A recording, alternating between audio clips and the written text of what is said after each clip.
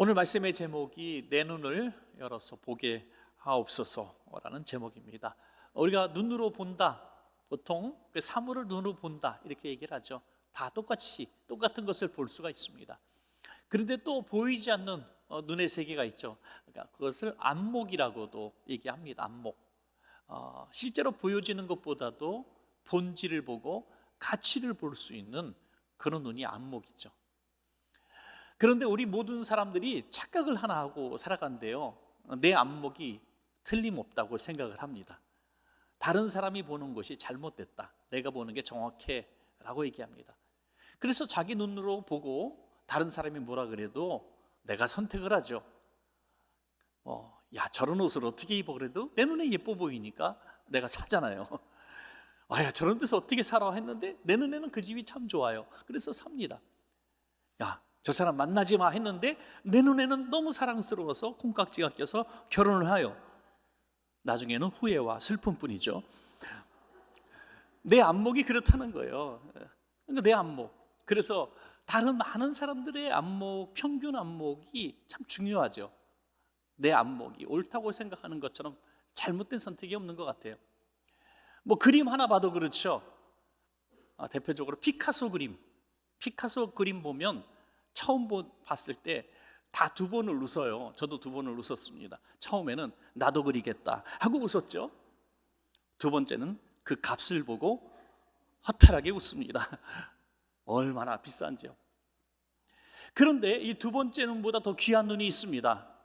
그것은 영적 세계의 눈인 줄로 믿으시기 바랍니다. 이것은 눈으로 볼 수도 없고요, 내 안목과 통찰력과 지식으로도 도무지 볼 수 없는 눈입니다. 이 영적인 눈은 하나님이 보여주시는 눈이죠.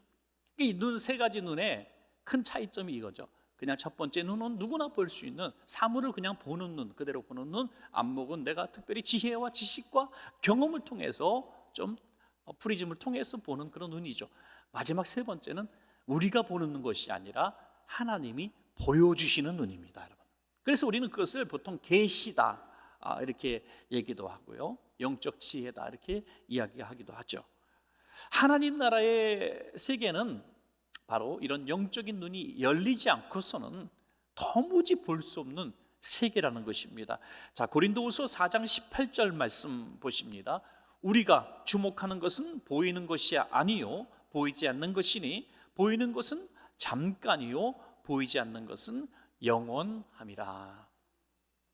눈에 보이는 세계는 잠시 잠깐뿐이라는 겁니다. 우리가 아무리 저것을 내가 꼭 가지면 영원토록 행복하겠다 해서 그 보는 것을 내가 쟁취한다 할지라도 그것은 다 육신의 것은 잠시 잠깐뿐이라는 거예요. 영원한 하나님 나라에 있는 것, 그것이 영원한 것이라는 거죠. 오늘 본문에 등장하는 엘리사는요, 엘리야의 제자답게 당대 최고의 영적 지도자였습니다. 많은 이적을 행했죠. 그 특별히 오늘 보니까 아람 군대와의 전쟁에 한 이야기를 나누고 있습니다. 아람 군대는 늘 이스라엘을 시간만 나면, 또 틈만 나면 공격을 합니다. 그런데 웬일인지 어느 날부턴가 미리 다 이스라엘 군대가 대비를 해놓는 거예요. 자기네들이 들어가는 공격의 그 어떤 루트라든지 또 작전이라든지 이것을 다 미리 아는 것처럼 다 대비를 한 거예요. 그래서 monmon히 공격에 실패합니다. 그래서 아람 왕은 이렇게 생각하죠. 우리 내부 첩자가 있다, 틀림없이. 분명히 내부 첩자가 있지 않고서 어떻게 그렇게 알 수가 있을까, 우리의 작전을. 그래서 아무리 수색을 해도 찾아낼 수가 없어요. 근데 신하 중에 한 사람이 얘기합니다.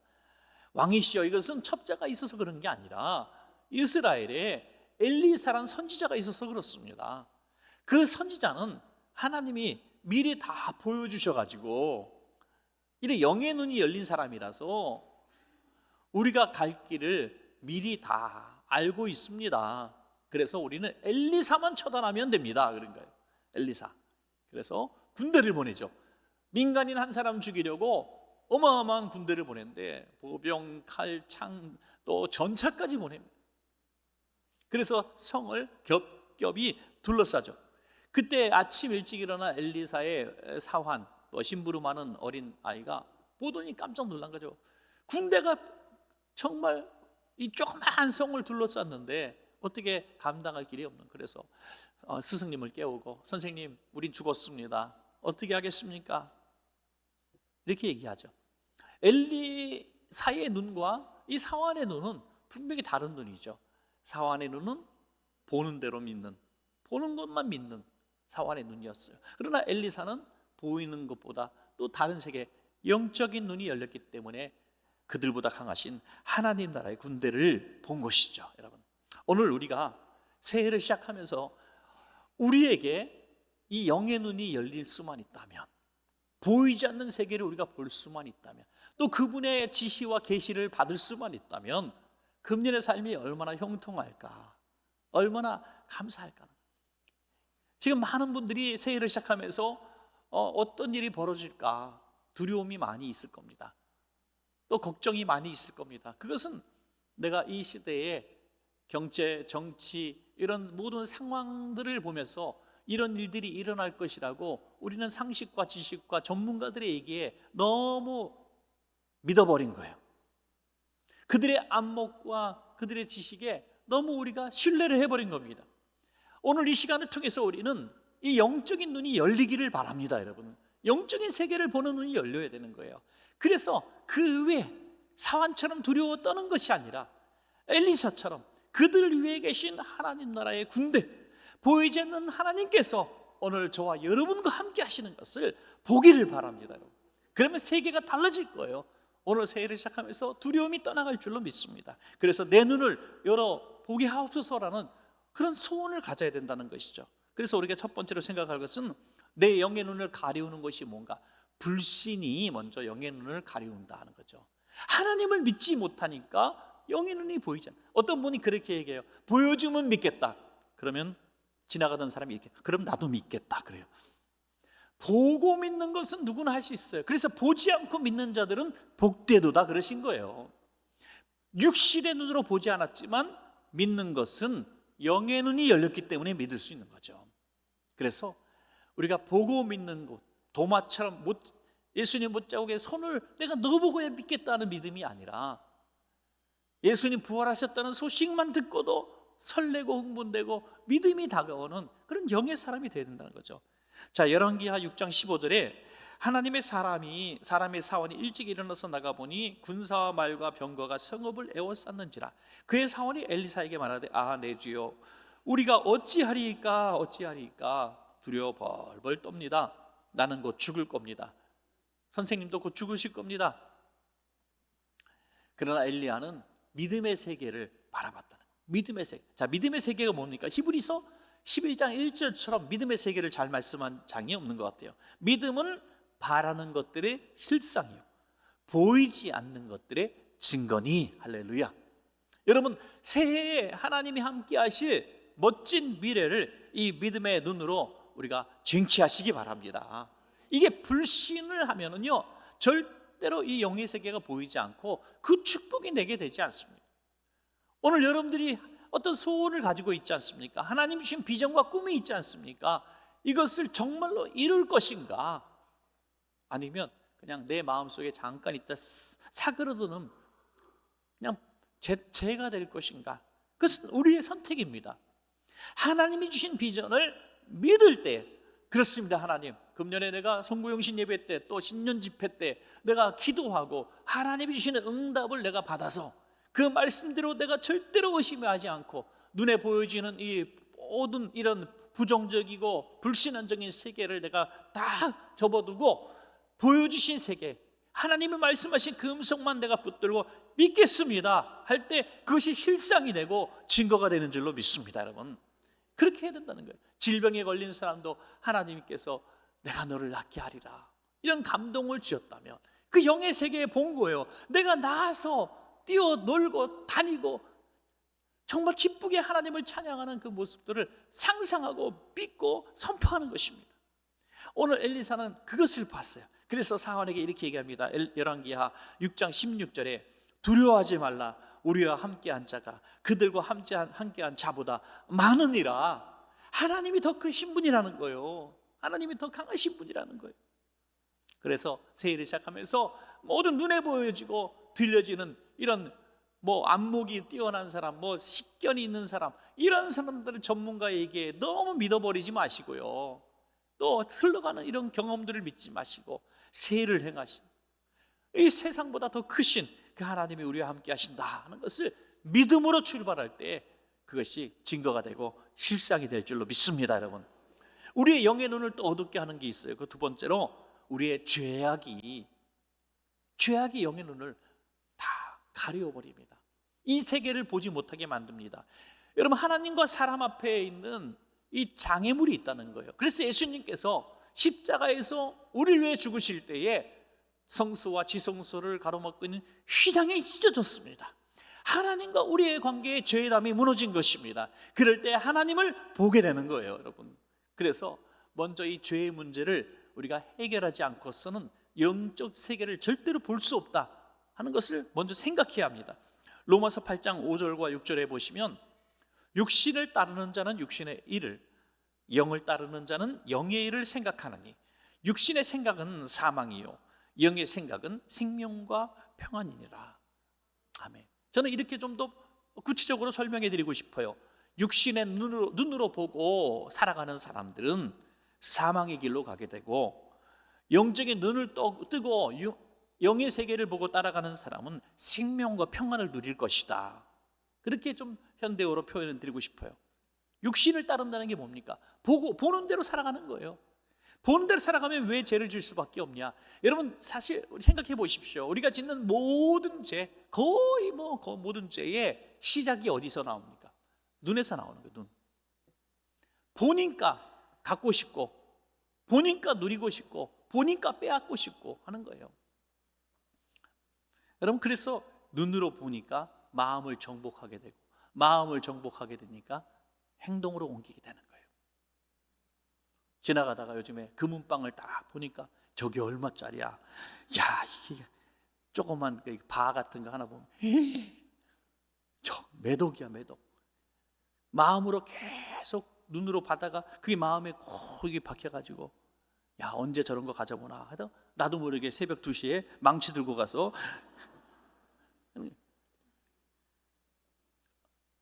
음란하는 것도, 또 중독성 있는 것들도, 해서는 안 될 일들도 다 눈에서 시작된다는 거예요. 만약에 육신의 눈으로 그것을 보지 않으면 마음을 빼앗기지 않고 또 죄악에 빠지지 않을 겁니다. 그래서 육신의 눈으로 살아가는 사람은 결국은 사망입니다.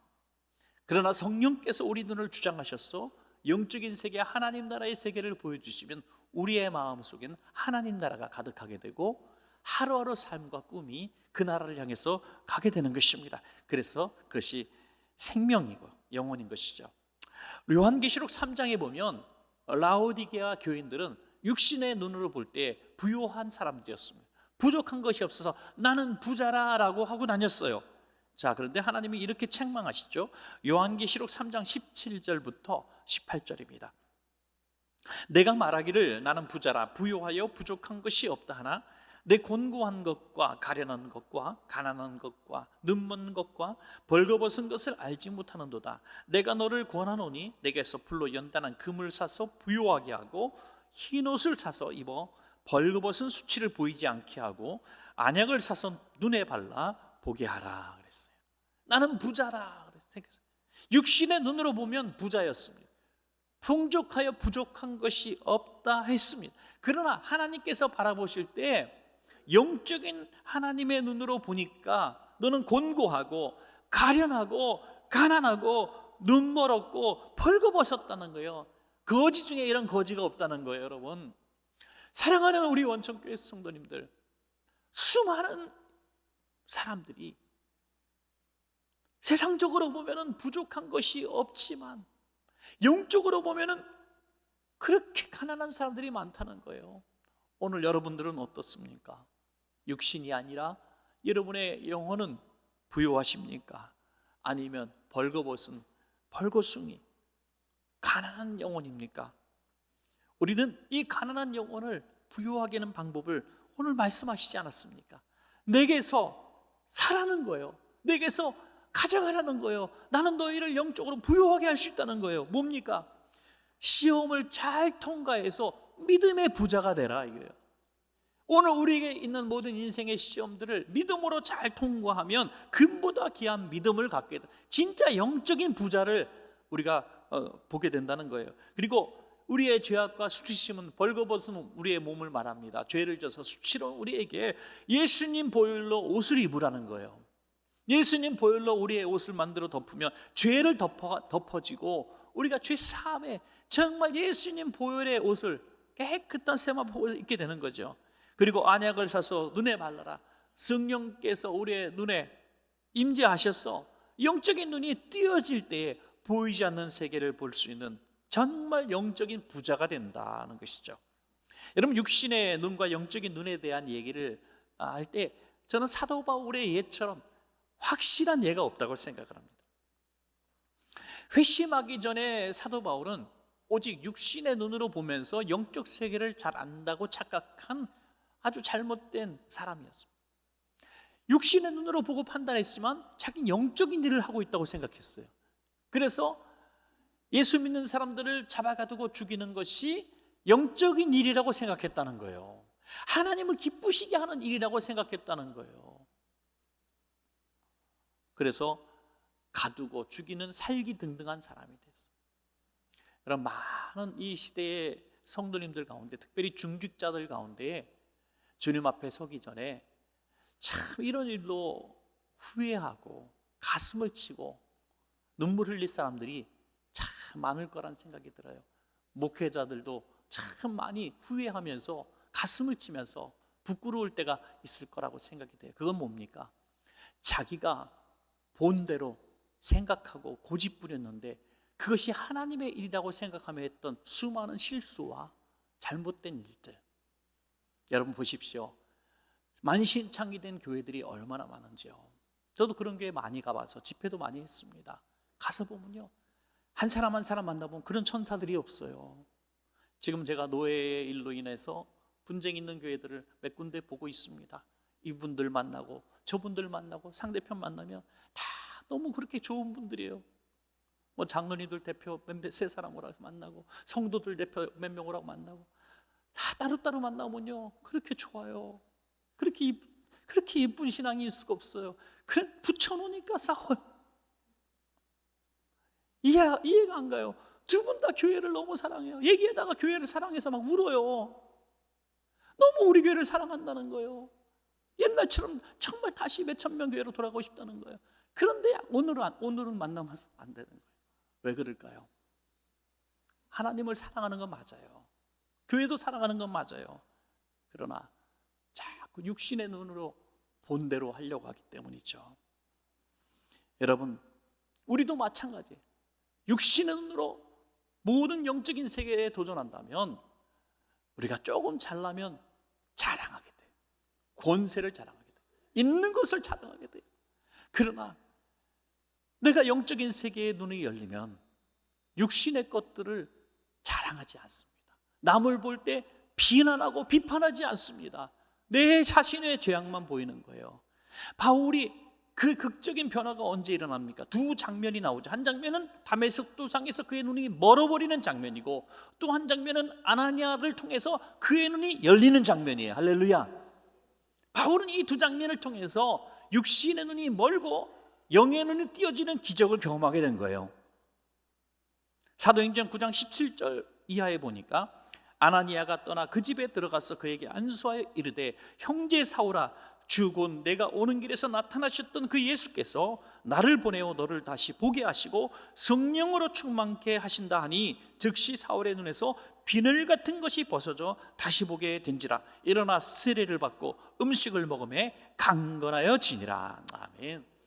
사랑하는 여러분, 성령께서 강하게 우리를 만나주시면 우리에겐 이 두 가지 역사가 동시에 일어납니다. 하나는 그렇게 육신의 눈과 안목으로 자랑했던 정욕의 모든 보여지는 것들, 탐심들이 다 감겨지는 거예요. 여러분 생각해 보십시오. 이거는 뭐 장애를 가진 사람들에게는 참 슬픈 일이지만 볼 수 없다는 건 세상에서 제일 힘든 일 중에 하나일 것 같아요. 정말 슬플 것 같아요. 그런데 그분에게는 이런 욕심이 없을 것 같아요. 욕심. 왜요? 모든 죄는 눈에서 온다 그러잖아요. 그 보니까 죄를 지을 수가 없을 것 같아요. 뭐 화려한 장식이 된 인테리어 있는 집이 그에게 무슨 감동이 있겠습니까?